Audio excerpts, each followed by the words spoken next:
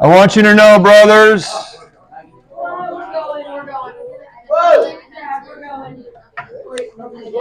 what has happened to me? What has happened to him? Okay, suffering. Was really served to advance the gospel. You could put this arrow all the way through advanced. So that it is the gospel, became known throughout the whole imperial guard and to the rest that my imprisonment in Christ is for Christ. Sorry, I said that wrong. And most of the brothers have become confident in the Lord by my imprisonment, are much more bold to speak the word, that is another word for preach the gospel, without fear. So indeed, some preach Christ, I could put the arrow there, I'll just put Christ, from envy and rivalry, but others from goodwill. The latter do it out of love. Because what has happened is it prison, right? I'm defining in your heads, that's a suffering, right? Or him mentioning his suffering. Knowing that I am put here for the defense of the gospel. Remember that line we just talked about. He's going to stand in front of Caesar, so I don't need to make the note again on it, but that's in the background. He's going to go in front of it. The former proclaimed Christ. What's that? Lord, is that God the Father or Jesus? That's Jesus. I would assume it is. There's probably a whole debate on that. Some preach Christ out of selfish ambition, not sincerely to afflict me.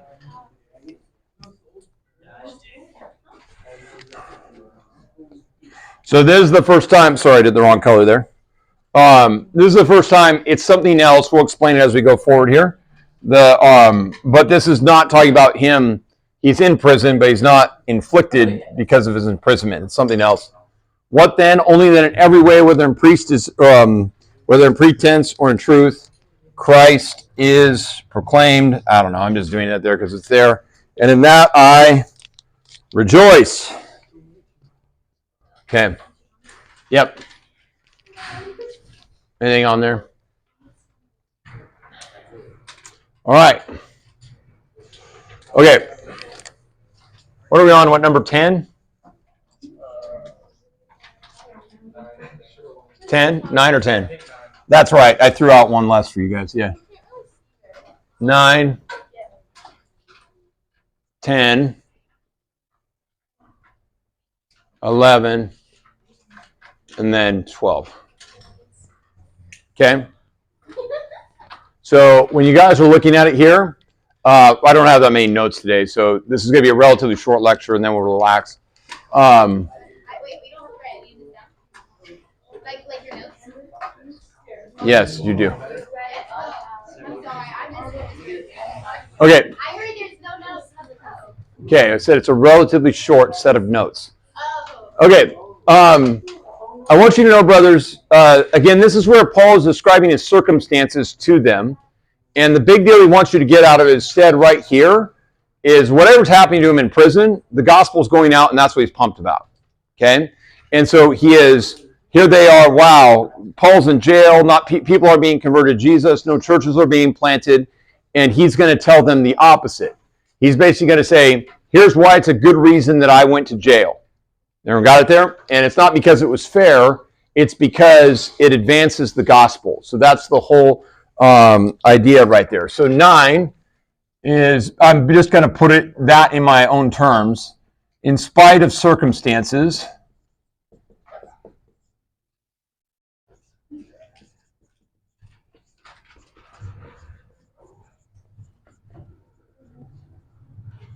the gospel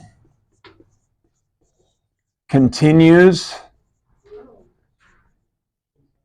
to advance. Go forward, okay? Now, here, guys, just in your own context right now, and I mean this in broad sense, so sort of idea, okay? we tend to think America as having less Christians now than, say, like 50 years ago or something. Okay? Worldwide, Christianity has continued to advance. Okay? In like the early 1900, there was like 1 million Christian Africans. Right now, there's 1 billion or close to it. Got it?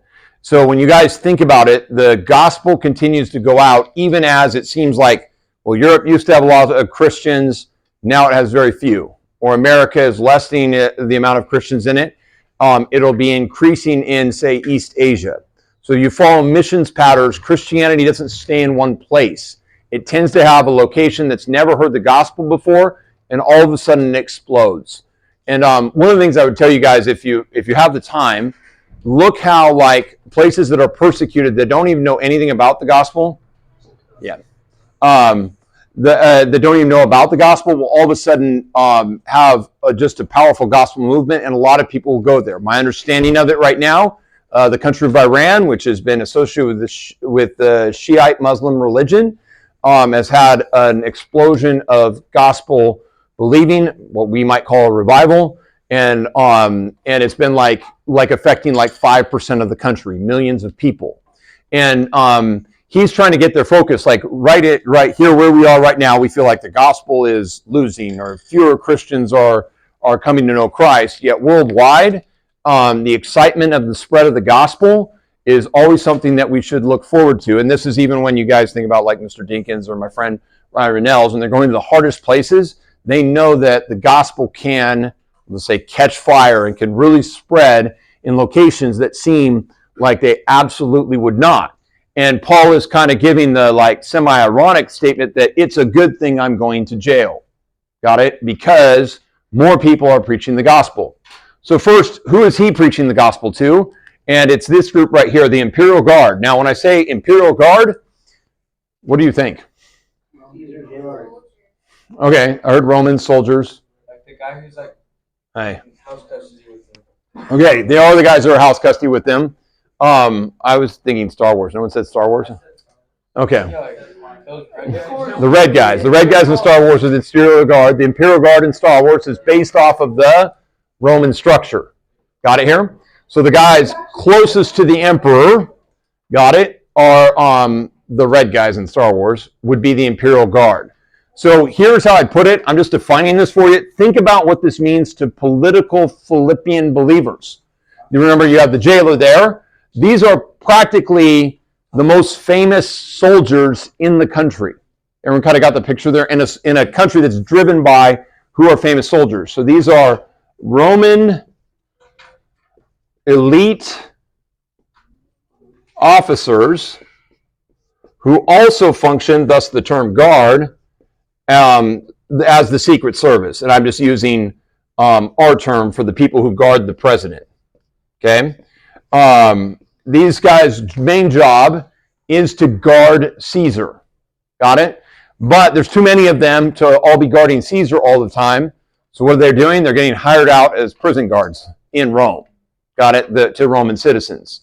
And so Paul is more than likely rotating through a number of these guys, paying them to watch him. And the Christians are raising money for that, and that probably costs a lot of money. But here's the basic idea. Paul is sitting there writing a letter. He's having people come visit him. It's an open, he has rights as a Roman citizen. And he is actually, I'm just going to put it this way, talking to and preaching the gospel to some of the most elite people in the society. And that would have been powerful to the Philippians. Remember, you got these women that are outside of it, outside of the political system. Then you have the jailer who's inside of it, whatever it is, that even somebody as powerful as the Imperial Guard or Caesar, that's who he's going to defend, remember, the gospel, defend the gospel to, is going to come to know Jesus. And all of this is so the gospel could spread elsewhere in the world. That's what he's mostly concerned about. Paul, and I'm just going to note here, doesn't care if you're an elite officer or a poor purple dye making female. He wants you all to know this. Okay, so that's way number one. The gospel is going out. Paul is just talking to his prison guard. That's simple enough for me. But I'm going to put it this way. He's also talking to like elite Romans, and they're pumped about that. Number two, he's talking to the brothers. The brothers are going out. So When I think about what he means by the brothers, he means guys like, and I'm going to go Timothy, Luke, Silas. I'm not sure if Silas is a part of the group right now. Onesimus, other guys mentioned in the political, Epaphroditus, and I'll just go ...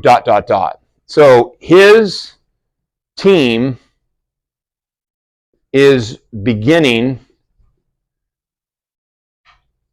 to evangelize, I'll use the technical term here, without him. Sorry, that was my weird symbol for without. Said I didn't want to write the whole word, just shorthand there. Okay, so the basic idea is this. Onesimus. He's mentioned in the book of Philemon. He's from Colossae. He's an escaped slave. It's a long story, but it's the background of the book of Philemon. But I just think of him as part of Paul's team. Okay, Paul has this group of guys that are following him around, that are helping him out, that have been helping him minister the words for years. You saw the beginnings of it in Acts 16 when you see Luke, Timothy, Silas, Paul all kind of working together as ministers of the gospel to bring the gospel somewhere. And it seems like from this verse that Paul is the main one who does the preaching and the main one who does the defending and the talking about the gospel. In the Ephesus description in Acts 19, he sits in a library and talks with people all day and tries to bring the gospel inside of the library, which is what any like professor would have done or any sort of orator. Got it? And now he's basically saying that instead of just him doing that, Timothy's doing it, Luke's doing it, Onesimus is doing it. You have a group of people that feel confident now. Titus would be another one that I should be listing. A group of people that have been working with Paul for years that now are not just running letters back and forth, but they're actually the ones that are sitting around proclaiming the gospel boldly in this Roman world where there's persecution. Got it? And so I'm going to note here, guys, I'm bold to speak the word.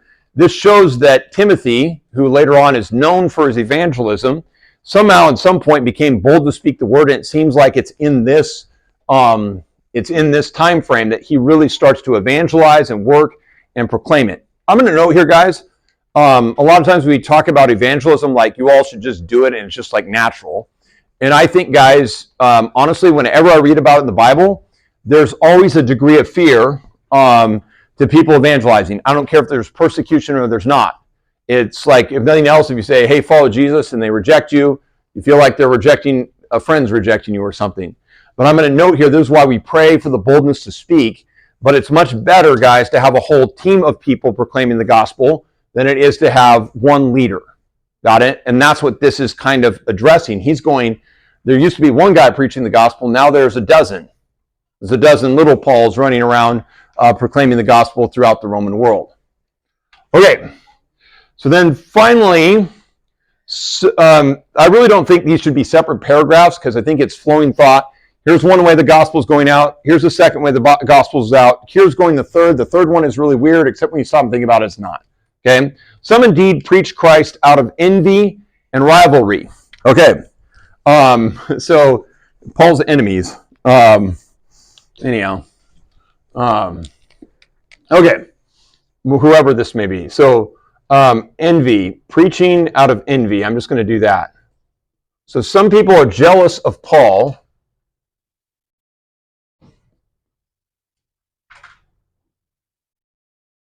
I'm going to assume they're orators, they're really good speakers who want money for gospel presenting. Now, you guys should pay your pastors. That's not what this is about, gospel presenting. In their world, they have a weird issue with this, okay?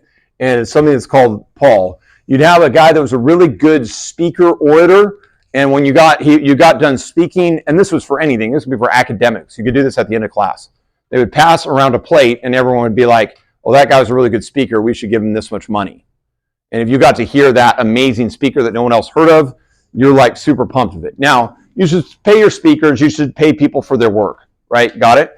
But Paul's making this point that, like, what do you think when you think envy or rivalry? Wow, Paul's got all the authority, all the things. They're trying to gain it. That's what's going on here. And then from here, the last part you guys just need to do is kind of look at two contrasting ways to preach the gospel. And for yourselves, just go which one's better. Okay? I don't know. Do you think some people just preach the gospel just to get money? Yes. Yeah, I would say so. It's relatively normal. Like, it's not something that's that far from us.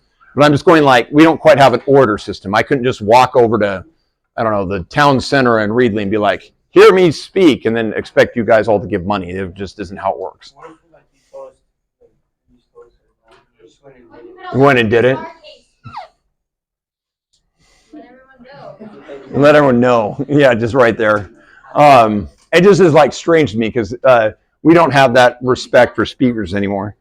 Anyhow, we do it more for YouTube channels. Maybe I should try that. I should see if I can make money off a YouTube channel proclaiming the God. Never mind. Okay, moving forward. Okay. So 2 ways to preach the gospel. You have envy. Notice here, guys, remember my other list, my other things that you should observe. This is just a contrast, okay? Envy, and this over here is, how do you put it? Goodwill. The word good there is the same one that was earlier that I defined as virtuous, okay, or excellent. So an excellent, a will of character, if I put it that way, a virtuous will. So I'm just going to put that there just because it's kind of got the connect to that. If you were looking at the whole thing, you could connect those 2 words. I'm not that worried about that. I'm grading it. That. Okay, so envy and rivalry. Okay, how many churches are like in rivalry with each other? Virtuous or goodwill. The latter do it out of love. Okay, knowing that I was put here for the defense of the gospel. Knowing Paul's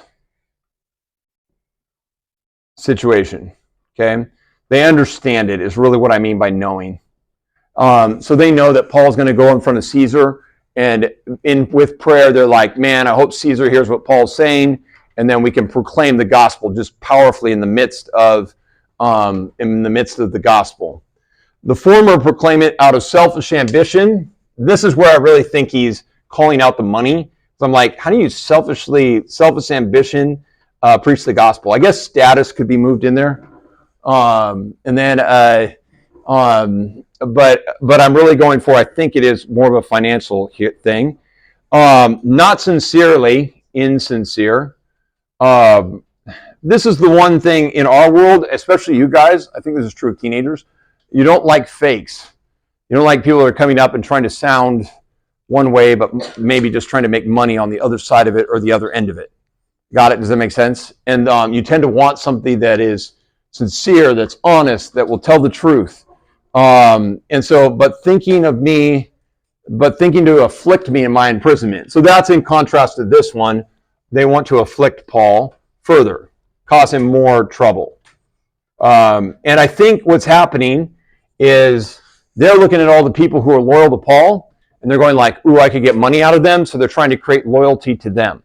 That is the situation in 2 Corinthians that's described, but I don't have further evidence of it in this particular time term.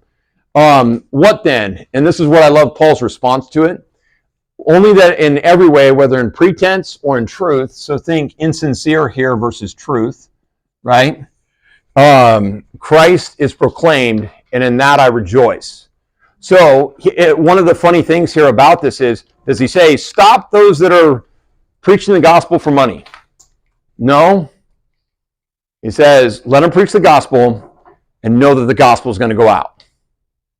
You ever got it there? Now, they're preaching a false gospel. He'll say, stop. But if they're going to preach the true gospel, Jesus Christ died on the cross for our sins, rose to new life, anybody has access to him, anybody can go there. He says, let that message go out any way possible, even if the people hate me. You ever got it? As long as it's actually the true gospel. Anyhow, I was starting Galatians with some of the guys that are in here with Bible study, that he says the opposite to them. Then he's like, stop these guys from preaching a false gospel. So you have to understand there's a difference between someone who's preaching the gospel out of selfish ambition, which we shouldn't want to do, right? And somebody that preaches the gospel, a false gospel. Those are 2 different things. Okay? All right. Any questions on any of that? All right. We're just about... I'm going to stop there because there's no way... The next